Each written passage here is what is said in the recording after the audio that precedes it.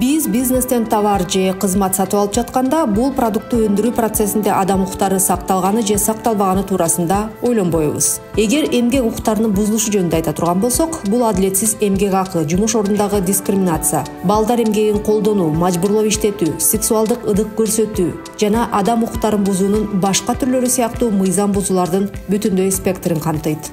В компании мы используем программный продукт. Эта программа позволяет руководителю общаться со своим сотрудником.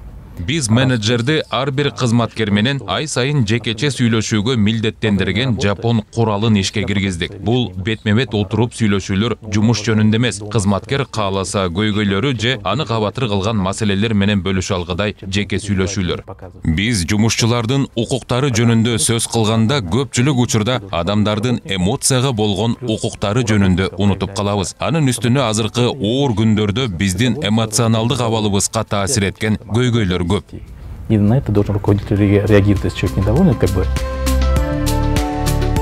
Кызматкерлердин эмоционалдык жана психикалык абалына кам көрүү да бизнестеги адам укуктарын сактоонун ажырагыс бөлүгү болуп саналат.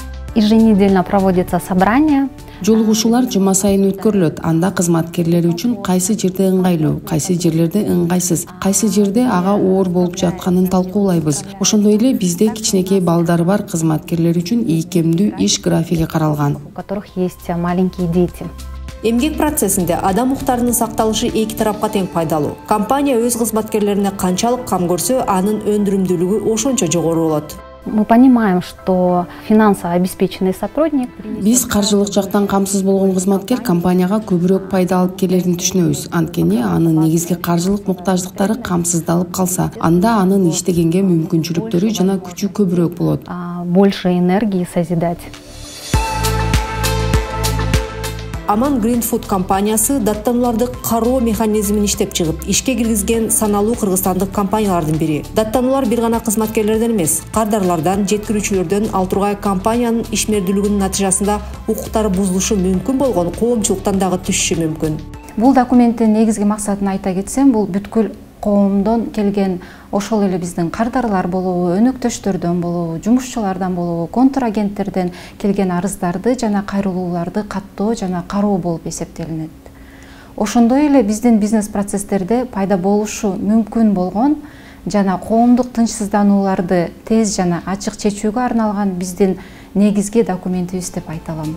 Компаниянын ишмердүүлүгүнөн жабыркашы мүмкүн болгон адамдар менен диалогко баруу жана укук бузуу катталган учурда жабырлануучулардын натыйжалуу коргоо каражаттарына жетүүсүн камсыз кылуу Бириккен Улуттар уюмунун жетектөөчү принциптеринин негизги компоненттеринен болуп саналат.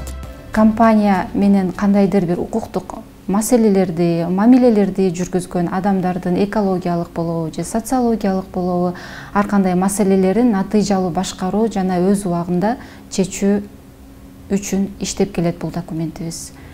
Бизге келип түшкөн ар кандай арыз доолор кабыл алынып, ар бир кайрылууга дыкат мамиле кылып келебиз.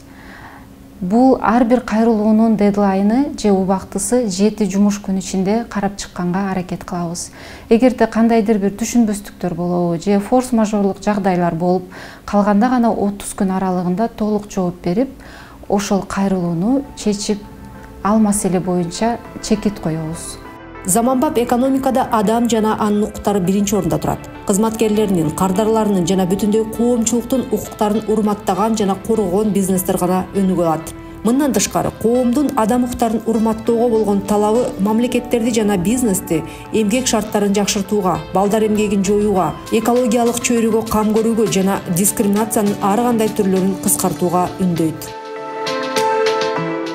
Атамекендик компаниялардын жана мамлекеттин ишмердүүлүгүнө Бириккен Улуттар уюмунун бизнес жана адам укуктары боюнча жетектөөчү принциптерин активдүү киргизүү мезгили келди.